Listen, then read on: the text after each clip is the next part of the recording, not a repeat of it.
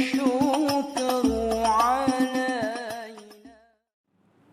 أشهد أن لا إله إلا الله وحده لا شريك له وأشهد أن نبينا محمدا عبده ورسوله لا نبي بعده. اللهم صل وسلم على نبينا محمد وعلى آله وصحبه ومن اتبعهم بإحسان إلى يوم القيامة. أما بعد. قال الله تعالى في القرآن الكريم: يا أيها الذين آمنوا اتقوا الله حق تقاته ولا تموتن إلا وأنتم مسلمون. Alhamdulillah, para hadirin kaum muslimin muslimat yang dirahmati Allah Ta'ala. Sebelumnya marilah senantiasa kita panjatkan puji dan syukur hanya kepada Allah atas segala limpahan nikmatnya kepada kita, terutama sekali nikmat iman, Islam dan sehat afiat. Para jamaah, berkenaan dengan Isra Mi'rajnya baginda Nabi yang mulia Nabi Muhammad sallallahu alaihi wasallam, maka sejenak untuk malam ini kembali kita mengingat satu peristiwa yang sangat spektakuler, yang menjadi juga bab akidah, yang menjadi bab wahyu, yang wajib logika akal kita tunduk patuh kepadanya. Allah firmankan dalam ayat yang sangat terkenal, Subhanalladzi asra bi'abdihi laila, Maha suci Allah Ta'ala yang telah memperjalankan seorang hamba.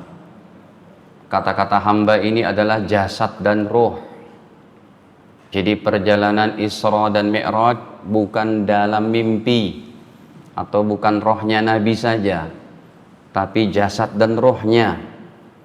Lailam minal masjidil haram, pada satu malam dari Masjidil Haram, ilal masjidil aqsa, kepada Masjidil Aqsa, alladzi barakna haulahu, yang telah kami berkahkan di sekelilingnya, linuriyahu min ayatina, supaya kami memperlihatkan kepada Nabi akan tanda-tanda kebesaran kami. Kata Allah, innahu huwas sami'ul basir, sesungguhnya Allah yang maha pendengar lagi maha melihat.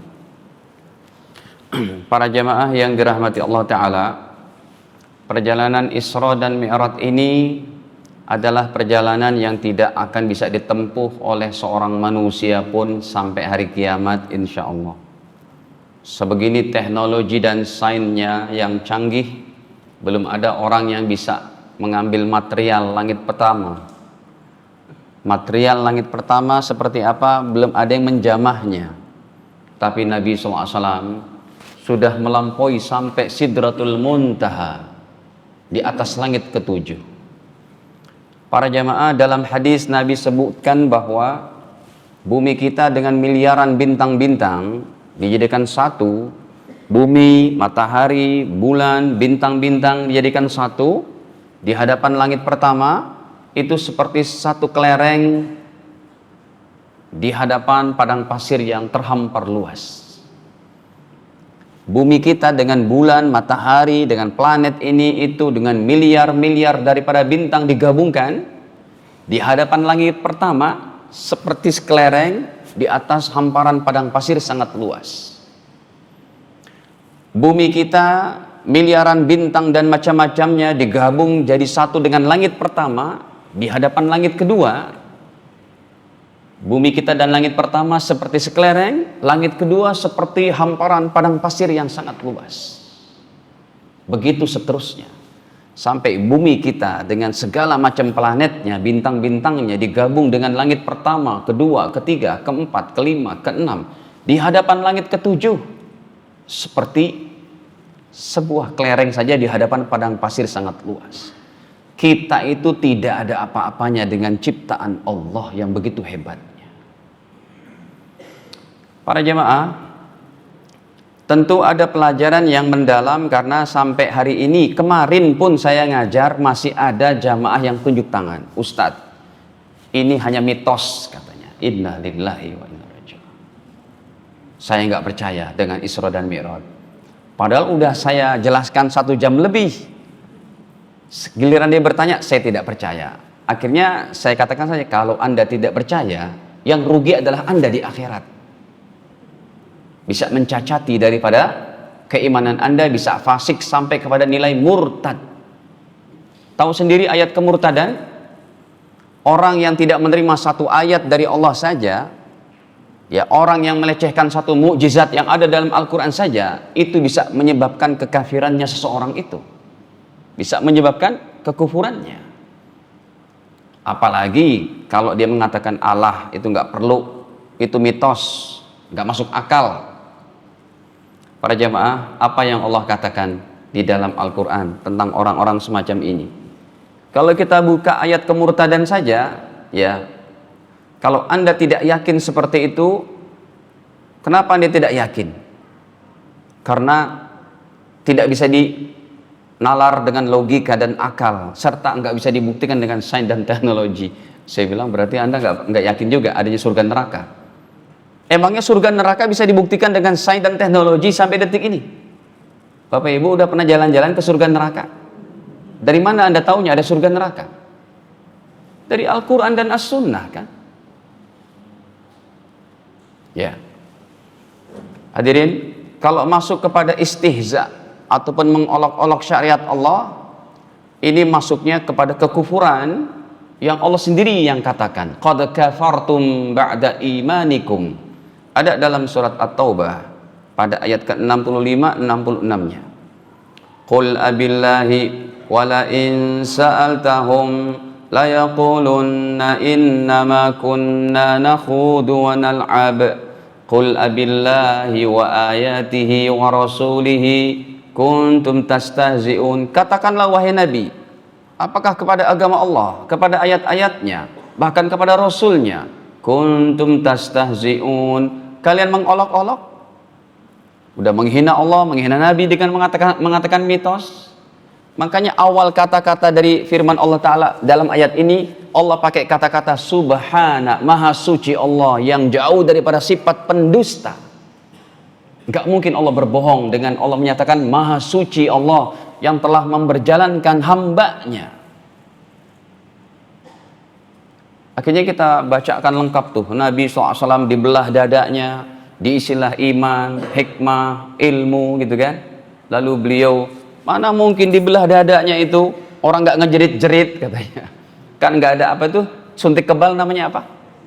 Hah? Anestesi ya, bukan Mbak Tesi kan? Suntik kebal itu nggak ada suntik kebal juga, nggak bisa lah. Mitos. Hadirin, ini memang berbahaya kalau orang sudah ikut-ikutan kepada kaum liberal ataupun sekulernya.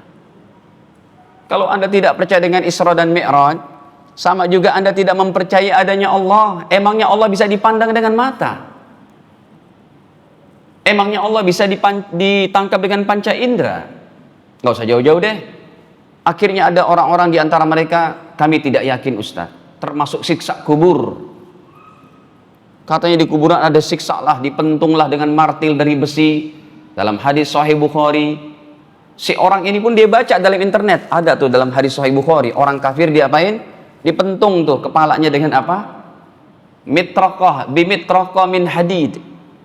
Ya, sampai dia baca hadisnya. Ya, orang-orang orientalis kayak begini hadirin, ada yang cuma untuk memperdalam agama dalam rangka untuk apa? Ya, mendangkalkan akidah umat Islam. Emang betul lah hadisnya ada tuh dalam Sahih Bukhari. Nih, coba ayat ini, hadis ini nggak bisa dibuktikan tuh. Kenapa? Ketika ditanya oleh malaikat Munkar Nakir, orang ini menjawab la darait wala talait. Kamu nggak bisa jawab, kamu nggak baca kah? Summa yudrab bimitraqah min hadidin darba. Kemudian dia dipukul oleh Munkar Nakir dengan palu dari besi. Satu pukulan, gluk, baina udhunai, di antara dua telinganya di sini berarti. Fayasihu sayhatan yasma'uha may yalih. maka ia bisa didengar oleh makhluk-makhluk yang ada di sekeliling kubur itu, illa saqalain, kecuali manusia dan jin. Kata orang kafir ini, sudah saya buktikan Ustadz dengan kamera tercanggih. Ini kamera apa namanya? Ya, dengan GoPro tercanggihnya, dengan mic-nya yang sampai kekuatan 0,00 sekian megahertz, bisa sampai suara nyamuk pun masuk. Ya, setelah kami angkat 5 hari 5 malam, yang kedengaran cuma suara jangkrik, yang terdengar cuma suara nyamuk, nggak ada tuh namanya siksa kubur. Apa kita jawab bagi orang kayak begini, yang cuma mengandalkan akal logika? Nanti kita bahas akal logika di mana penempatannya. Hadirin, kita jawab kepada orang nih, Pak, yang Anda rekam itu bukan alam kubur, yang Anda rekam itu adalah kuburan. Yang Anda rekam itu kuburan. Kalau alam kubur Anda ingin mengetahui dengan pasti, mati dulu. Dia nggak bisa jawab. Ya mati dulu lah, ngapain ngadepin orang kayak begini, Pak? La haula wala quwwata illa billah. Orang kayak begini kan nggak bisa jawab dengan dalil. Kalau kita kan, Anda percaya nggak siksa kubur? Nih hadisnya, nih ayatnya. Para jamaah dirahmati Allah. Jadi kalau ada orang tidak percaya dengan siksa kubur, ini kan berarti dia sudah mencacati firman Allah. Satu ayat aja diingkari sudah cukup menjadi kemurtadannya.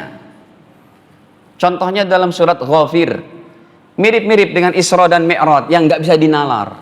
Mirip-mirip dengan adanya surga dan neraka. Ya, masalul jannatil lati wa'idal muttaqun fiha anharum mimma'in ghairi asin, gitu kan, dalam surat Muhammad ayat ke-15-nya. Surga di dalamnya ada air daripada air tawar yang tidak asin, yang enggak payau. Wa fiha anharum min, apa lagi? Min labanil lam yataghayyar ta'muhu. Ya, saya membuka ayat apa tadi? Hadirin, contohnya dalam surat Ghafir, ya, surat ke-40 ayat ke-46. Siksa kubur pun Allah bicarakan kepada Fir'aun dan bala tentaranya. An-naru yu'raduna 'alaiha ghuduwan wa 'ashiyya. Api neraka ditampakkan 'alaiha kepada Fir'aun dan bala tentaranya, ghuduwan wa 'ashiyya, pagi petang. Kalau ini untuk neraka, nggak nyambung dengan ayat selanjutnya. Ini bukan untuk neraka di akhirat, tapi ini untuk alam kubur. Di kuburnya disiksa pagi petang. Kapan siksa nerakanya? Ayat selanjutnya. Wa yauma taqumus saah, dan ketika bangkit hari kiamat, siksanya lebih berat lagi. Jadi yang sebelumnya api neraka ditampakkan adalah kuburnya Fir'aun dan bala tentaranya. Wa yauma taqumus saatu adkhilu, dan ketika bangkit hari kiamat Allah berfirman, adkhilu, wahai para malaikatku, masukkanlah Fir'aun dan bala tentaranya. Ala Fir'aun, ini ala Fir'aun bukan keluarga Fir'aun ya Pak. Diartikan ala Fir'aun adalah Fir'aun dan bala tentaranya. Asyaddal azab, kepada siksa yang lebih pedih. Hadirin, para jamaah dirahmati Allah Ta'ala. Jadi peristiwa Isra Mi'raj ini masuk babnya bab akidah. Wajib untuk kita imani kejadiannya. Itulah yang disebut dengan orang beriman. Ya. Karena peristiwa ini termasuk perkara yang di luar jangkauan akal dan logika. Sains dan teknologi kita pun nggak bisa menjamahnya.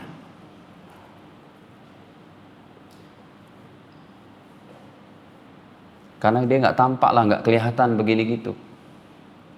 Hadirin, ada orang Hindu ketika saya masih nyantri di India, di Pakistan, ada seorang dokter Hindu bertanya kepada guru kami, hadirin. Orang dokter Hindu ini berkata, Hadraji meto bohot heran hogia, pakai bahasa India Pak. Antum ngerti nggak bahasa India? Ini plusnya ngaji di India nih Pak. Bisa bahasa India akhirnya. Si dokter Hindu ini berkata, मैं बहुत हैरान हो गया हूँ जब तक आप लोग ये आपका रब है, आपका खुदा बिल्कुल नजर नहीं सकता. Nehi ngerti Pak? Ya, gitulah gitu ya. Pokoknya kalau nehi-nehi gitu. Halangke ye dusra madhab, madhab itu artinya agama. Wahai dusra madhab, uska rab hai, uska khuda hai, bilkul nazar sakta hai. Jese Isaiyat, jo Hindu or Buddha hai, katanya. Begini arti dia berkata, wahai Tuan Guru, saya mau bertanya, saya Hindu, seorang dokter. Ya, saya heran kepada kalian orang Islam. Halangke ye apka rab bilkul nazar sakta nehi. Padahal satu-satunya agama yang Tuhannya nggak bisa dipandang dengan mata, agama Islam. Disebutkan oleh dokter Hindu ini, agama kami Hindu, Tuhan kami besar-besar. Gitu ya? Bagaimana? Patungnya itu. Buddha pun begitu besar-besar kelihatan.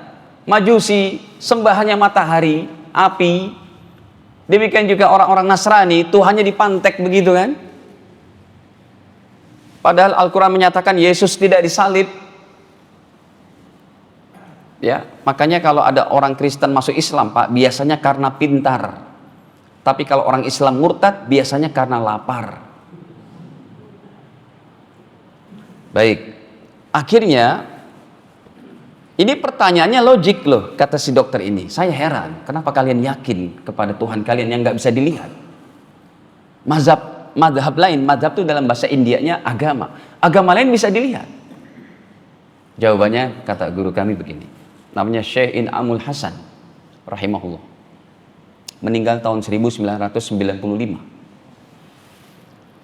Beliau menjawab bahwa begini Pak Dokter, Dr. Syab ye masalah yakin ke masalah, katanya. Problem ini adalah problem akidah. Begini, saya akan buktikan kepada Anda, yang kami orang Islam, Anda orang Hindu, orang Kristen, orang siapapun, termasuk ateis. Kalau saya sebutkan benda ini, Anda akan yakin. Padahal benda ini tidak pernah dilihat dengan mata. Kata dokter itu, apaan? Apa itu bendanya? Pak dokter, coba angkat tanganmu. Dia angkat tangannya. Angkat tangan kirimu, dia angkat. Angkat kakimu satu, angkat. Angkat kakimu ke sebelah kiri, angkat. Kata dokter ini, kenapa begitu Syekh? Kenapa Anda masih dijawab? Kenapa Anda masih bisa mengangkat tubuh Anda, melihat, bergeleng dan berjalan? Jawabannya, karena saya masih ada roh di dalam jasad saya. Kemudian guru kami bertanya, Pak dokter, Anda punya alat-alat canggih di rumah sakit? Iya. Berapa kali Anda pernah menyaksikan orang dalam keadaan sakaraat maut? Sering. Pertanyaannya, Anda yakin adanya roh nyawa di dalam tubuh itu? Iya. Dari mana Anda meyakini kalau orang ini sudah mati, dia tidak bergerak, berarti rohnya sudah pergi? Pertanyaannya, pernahkah seumur-umur hidup Anda dengan alat canggih ini pernah melihat kemana roh perginya, bentuknya seperti apa? Dia katakan, oh tidak pernah lihat. Anda yakin? Iya, yakin. Singkat cerita, dokter ini asyhadu alla ilaha illallah, masuk Islam. Baik, hadirin. Nah, ini nggak bisa dibuktikan dengan sains dan teknologi, masalah Isra dan Mi'raj. Belum lagi namanya buraq. Kata Nabi SAW, utitu bil buraqi, dalam hadis Bukhari Muslim, saya diberikan oleh Allah Ta'ala kendaraan namanya buraq. Ya, buraq itu wahwa dabbatun abiyat, seekor binatang warnanya putih, tawilun fauqal himar, yaitu dia lebih tinggi daripada keledai, wadunal bagal, dan lebih rendah daripada kuda. Jadi tingginya di atas keledai, di bawah kuda, ya. Yang mana satu kali perjalanan saja bisa melesat sekian. Makanya dari Masjid Haram ke Masjidil Aqsa dilakukan dalam satu malam, kemudian naik ke langit ketujuh. Mereka berkata, enggak mungkin ada binatang kayak begitu.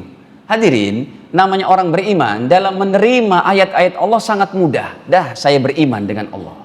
Kecuali kalau yang disampaikan oleh para ulama bukan berupa ayat, bukan berupa hadis, berupa kisah-kisah Israiliyat yang nilainya maudhu', yang tidak ada sanad-sanad keilmuannya. Ini Al-Quran, ini hadis-hadis sahih. Bahkan Isra Mi'raj ini nilainya mutawatir ma'nawi, di atas daripada hadis sahih. Setiap hadis yang sahih belum tentu mutawatir. Setiap hadis mutawatir pasti hadis sahih.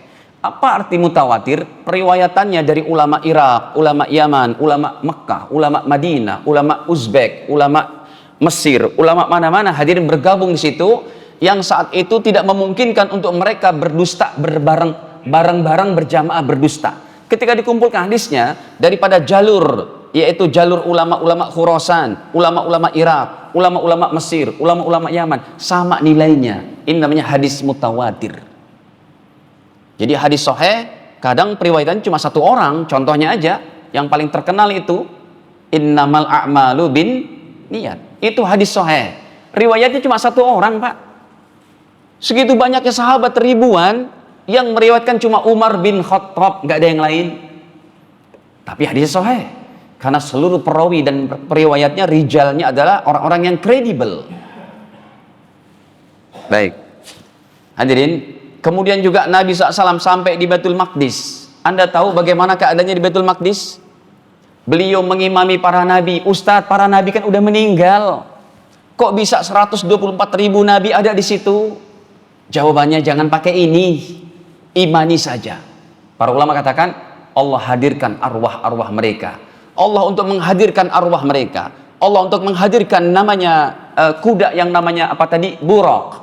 Allah untuk menghadirkan Nabi SAW di langit pertama sampai tembus langit ketujuh. Bagi Allah Ta'ala Jalla Jalaluh adalah semudah kita, lebih mudah bagi Allah daripada membalikkan telapak tangan kita. Dah, itu akidah aman, sudah selesai. Ya, baik, kita lihat lagi, Pak. Hadirin, maka cukup kita imani dan yakini bahwa ini pernah terjadi kepada Nabi SAW. Sebab Al-Baqarah ayat 2 dan 3 saja, dzalikal kitabu la raiba fihi hudal lil muttaqin. Ayat ketiganya, alladzina yu'minuna bil ghaib, yang mereka beriman kepada yang ghaib. Allah ghaib, tidak kelihatan. Malaikat-malaikat, kitab-kitab terdahulu, para rasul, cerita Isra Mi'raj juga ghaib. Cukup kita imani saja. Ya. Kemudian hadirin, contohnya lagi dalam surat Al-Ahzab. Ini yang sangat dilarang oleh Allah Ta'ala. Bagaimana seseorang yang dia beriman kepada Allah tetapi masih protes kepada Allah Ta'ala. Ini ayat sebenarnya ayat paling penting dalam kehidupan setiap muslim muslimah. Al-Ahzab surat 33 ayat 36. Ya, maka li mu'minin wala mu'minatin idza qadallahu wa rasuluhu amra ay yakuna lahumul khiyaratu min amrihim wa man ya'sillaha wa rasulahu faqad dhalla dhalalan mubina. Wa ma kana li mu'minin, tidak patut, tidak boleh bagi mukmin laki, wala mu'minatin, juga bagi mukmin perempuan, idza qadallahu wa rasuluhu amra, apabila Allah dan Rasulnya sudah memutuskan satu urusan, termasuk masalah mukjizat, masalah wahyu, hukum, ahkam. Makanya nanti kita akan bahas kapan logika bisa dipakai, kapan akal dan nalar kita dipakai, dan kapan tidak boleh dipakai. Kapan dia harus dipakai dan kapan dia harus tunduk kepada wahyu Allah Ta'ala. Baik, kita lanjut dulu. Kalau Allah dan Rasulnya sudah memutuskan satu urusan, ayyakuna lahumul khiyaratu min amrihim, tidak boleh, tidak patut seorang beriman laki dan perempuan untuk mencari-cari alasan lain, untuk memilih urusan lain, hukum yang lain dari urusan agama mereka. Wa may ya'sillaha wa rasulah, siapa yang bermaksiat kepada Allah, lihat, bermaksiat kepada Allah, faqad dhalla dhalalan mubina, sungguh dia telah tersesat kepada kesesatan yang nyata. Hadirin, para jamaah dirahmati Allah, kita lanjut sejenak. Jadi ada orang berkata, bukankah agama ini sesuai dengan akal dan logika? Jawabannya diperinci. Pertama, akal dan logika dipakai dalam agama untuk apa? Yang A, untuk memahami ayat-ayat kauniyah. Contohnya penciptaan langit dan bumi. Pada Ali Imran 190, ya, Inna fi khalqis samawati wal ard. Nanti kan ayat terakhirnya la ayat liulil albab, sebagai tanda-tanda kebesaran Allah bagi orang yang memakai akal pikirannya. Jadi akal pikiran kita itu kita pakai untuk semacam ayat-ayat kayak begini. Bagaimana Allah ciptakan 7 lapis langit without any pillar, kan gitu, tanpa tiang sedikit pun. Itu nggak runtuh-runtuh langit, Pak. Bahkan 7 lapis di atasnya itu. Ya, itu yang harus kita, wah, Masya Allah, ini seperti apa Allah menciptakannya. Atau Allah menciptakan daripada, yaitu seperti dalam Al-Ghasyiyah ayat 17 sampai seterusnya. Afala yanzuruna ilal ibili kaifa khuliqat. Apakah kamu tidak memperhatikan bagaimana seekor onta diciptakan? Sebulan tidak makan minum masih tetap bisa berjalan, Pak. Wa ilas samai kaifa rufi'at. Bagaimana langit ditinggikan tanpa tiang. Itu yang harus kita boleh pakai daripada akal logika kita. Hadirin, ya. Jadi akal dan logika berkata tidak mungkin langit dan bumi tidak ada penciptanya. Hadirin, kita berjalan di tengah hutan. Tiba-tiba kita menemukan satu istana. Tiba-tiba kita menemukan satu istana yang sangat besar. Pas kita masuk ke dalam istana itu, tidak ada orang satupun. Logika kita bermain di situ. Apa dia? Nggak usah pakai dalil ini itu, pakai logika saja cukup. Ini ada istana di tengah hutan, mustahil kalau tidak ada pembuatnya. Allah pun begitu. Mustahil cakrawala yang begitu hebatnya tidak ada penciptanya. Dan penciptanya adalah mengaku innani anallahu la ilaha illa ana fa'budni. Itu bisa pakai logika seperti itu. Ya. Kemudian hadirin, contohnya lagi dipakai untuk masalah tauhid. Contohnya, tidak mungkin Tuhan itu beranak dan diperanakkan. Ini kalau nggak ada dalil Al-Qur'annya pun cukup pakai logika. Tuhan itu adalah laisa kamislihi syai'un, tidak sama dengan apapun. Kalau Tuhan dikatakan beranak, berarti Tuhan punya ayahnya, punya ibunya. Ayah ibunya Tuhan punya ayah ibu lagi, berarti kakeknya Tuhan, nanti Tuhan punya uyut, Tuhan punya logika tidak akan bisa menerima itu. Itu pakai logika sudah cukup. Ya. Hadirin. Nah, sekarang yang C ini, akal dan logika tidak dipakai dalam yang pertama. Ini kita masuk, Pak. Ini penting banget. Dalam masalah yang ghaib. Seperti ayatnya tadi. Alladzina yu'minuna bil ghaib. Allah tidak bisa dipandang mata, malaikat. Atau perkara-perkara ghaib yang hadisnya adalah derajatnya sahih. Seseorang muslim yang tidak percaya bisa dikhawatirkan juga pada kefasikan sampai kemurtadan. Contohnya tentang kedatangnya Dajjal. Itu perkara ghaib. Makanya untuk perkara-perkara ghaibiyat tidak boleh berdasarkan hadis yang lemah.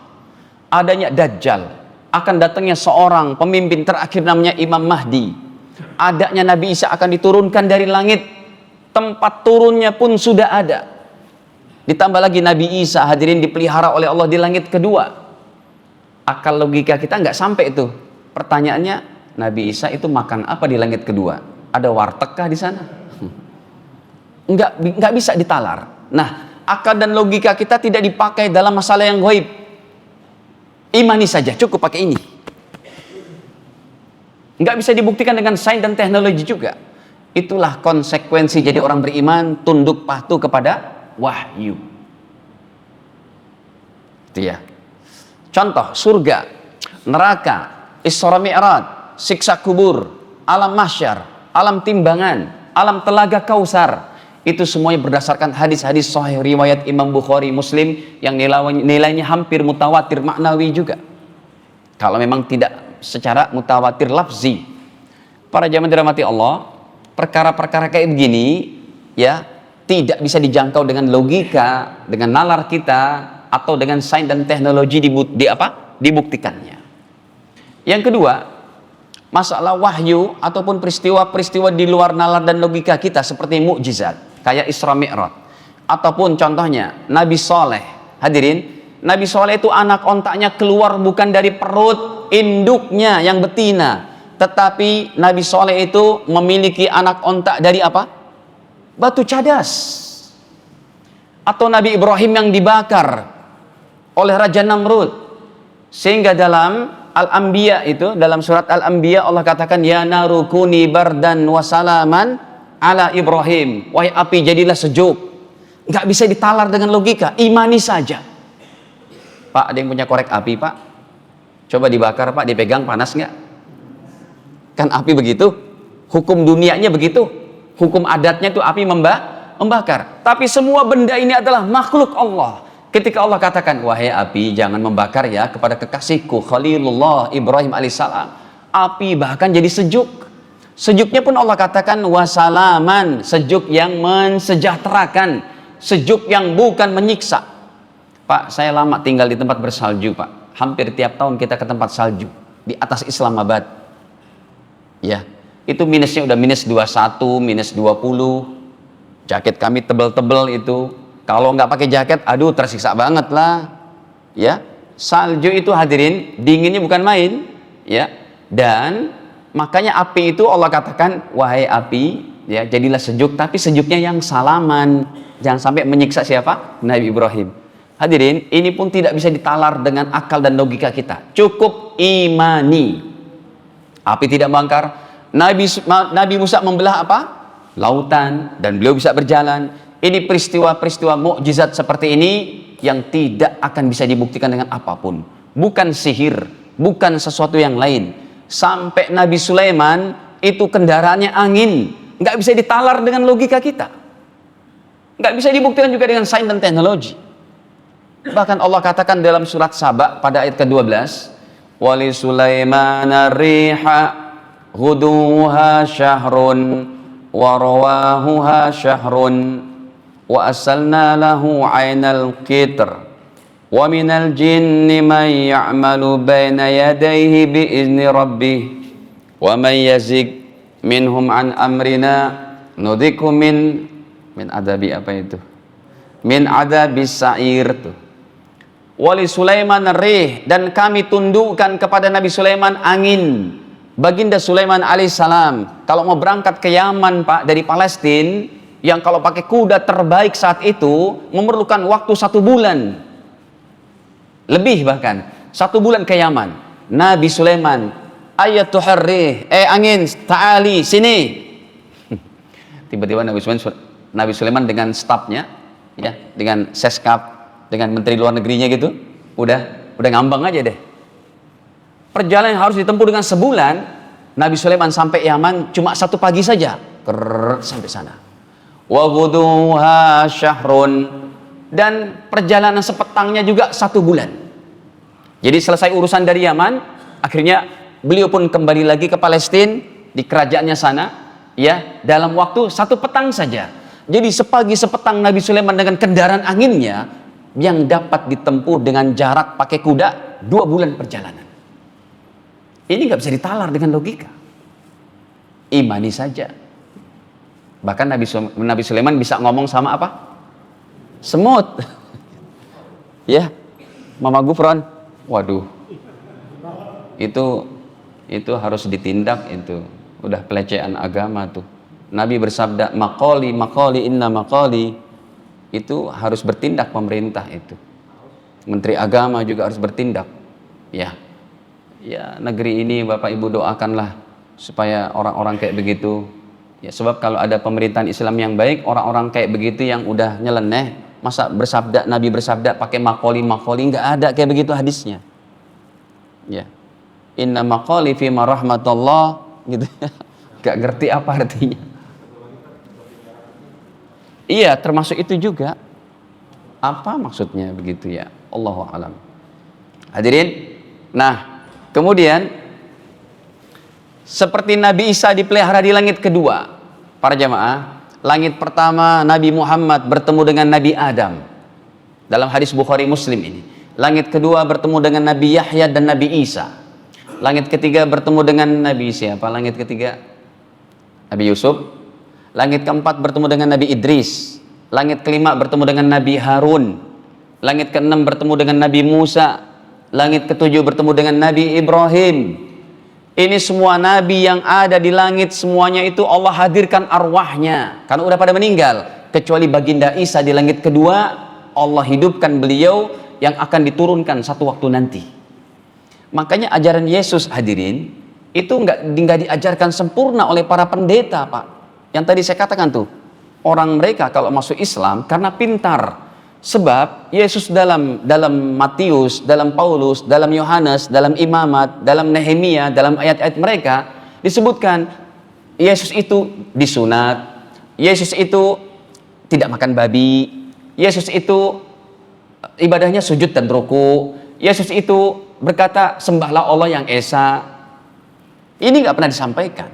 Yesus itu berpuasa 40 hari. Yesus itu mengharamkan babi. Itu ada dalam ayat-ayat Injilnya itu. Baik. Nah, hadirin, yang ketiga sudah 3 ya, Pak. Jadi yang pertama adalah saya ulang sedikit bahwa akal dan logika kita tidak dipakai dalam masalah yang gaib. Yang kedua, tidak bisa dipakai dalam masalah wahyu atau peristiwa-peristiwa di luar nalar dan logika seperti mukjizat. Yang ketiga, akal dan logika tidak bisa dipakai dipakai untuk hukum ahkam. Pak Ustadz, kenapa sholat subuh 2 rakaat? Sementara zuhur dan asar yang kita lagi sibuk di kantor, di bengkel, di toko, di mana-mana 4 rakaat. Bisa nggak dibalik Ustadz? Logikanya yang begitu. Kalau subuhnya 6 rakaat pun kita jabanin deh, asalkan zuhur asarnya 2 rakaat, simple aja udah. Tidak boleh. Ya. Demikian juga masalah bagi warisan.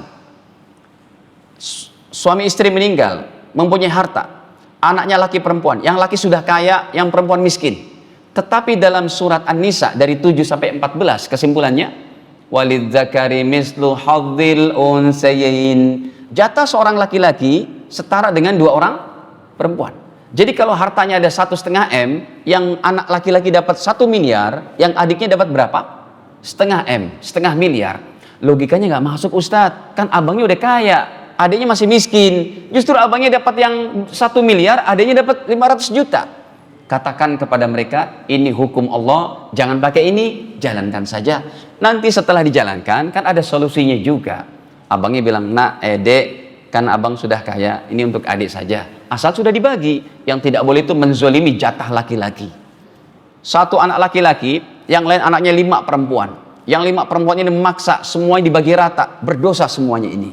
Kenapa? Karena pakai akal dan logika.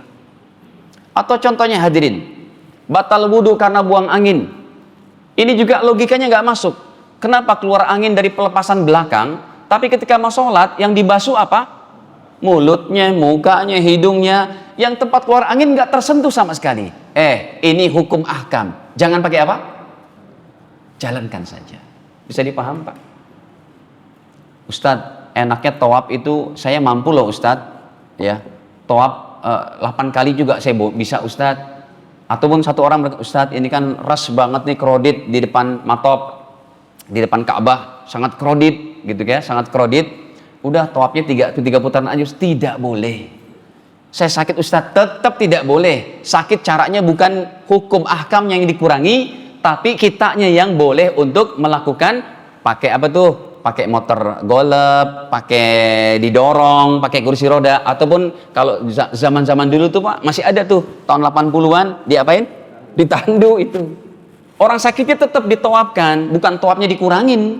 Itu namanya beragama dengan iman. Enggak pakai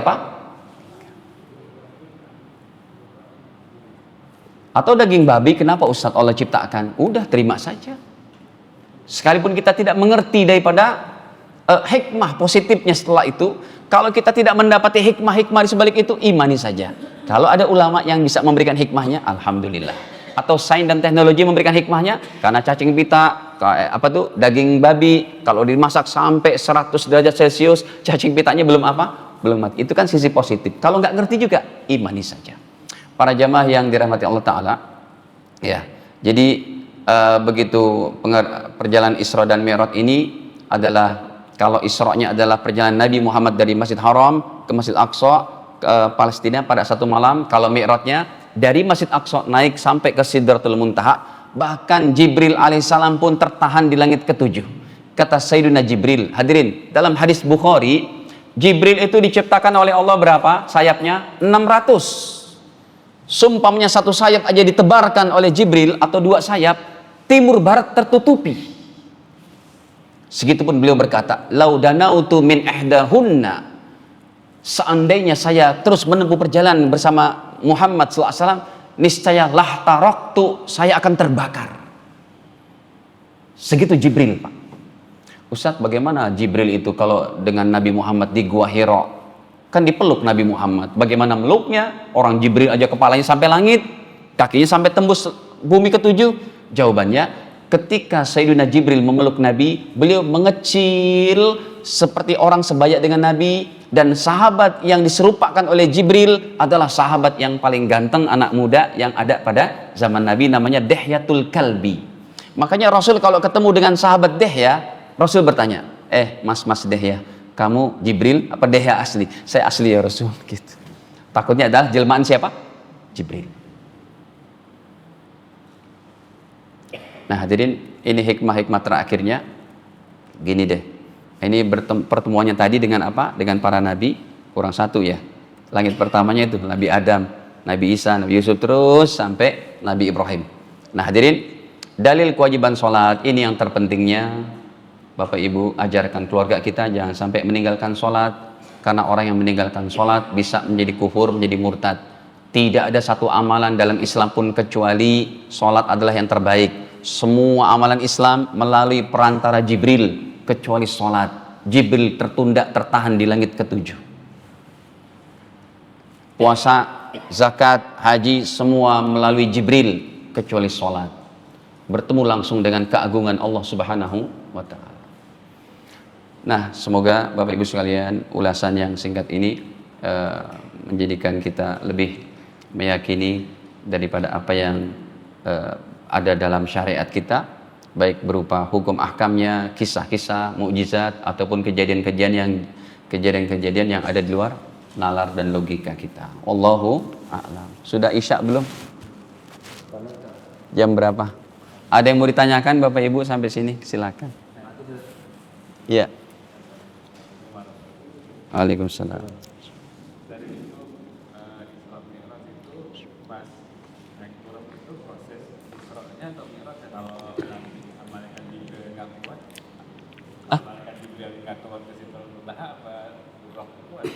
Iya, buruknya kuat. Jibrilnya tertunda. Semuanya prosesnya sampai turun. Jadi nanti dari Sidratul Muntaha turunnya nggak ke Masjidil Aqsa lagi, tapi langsung kemana? Ke Masjidil Haram. Dengan kuasa Allah semuanya. Ya, peristiwa ini peristiwa yang bagi Allah sangat mudah, lebih mudah dari membalikan tangan untuk menjadikan kisah itu. Durasi waktu semalam aja, sebelum subuh udah sampai lagi di Masjidil Haram. Makanya ketika berjalan, Nabi mengatakan kepada orang-orang musyrikin Mekah, saya diisrokan. Nggak mungkin kamu sampai naik ke Sidratul Muntaha balik lagi dalam waktu semalam. Coba ceritakan, ya, dari Mekah sampai ke Palestina, coba ceritakan. Ya, ada rest area apa, ada toko apa? Bahasa kitanya begitu, diceritakan oleh Nabi, nih begini, kata mereka, betul kok, betul itu. Tapi dasar mereka bilang, Muhammad emang nih penyamun, ahli sihir dan macam-macam. Jadi apa yang Nabi lihat diceritakan oleh Nabi, dan mereka menyatakan betul, tapi dasar mereka tidak mau menerima kebenaran. Mereka malah menuduh Nabi sebagai pendusta, pembohong, penyihir, penyamun dan macam-macam. Ini saja, dan kita akhiri sama-sama dengan kafaraah majelis. Subhanakallahumma bihamdik, asyhadu an la ilaha illa anta astaghfiruka wa atubu ilaik. Wassalamualaikum warahmatullahi wabarakatuh.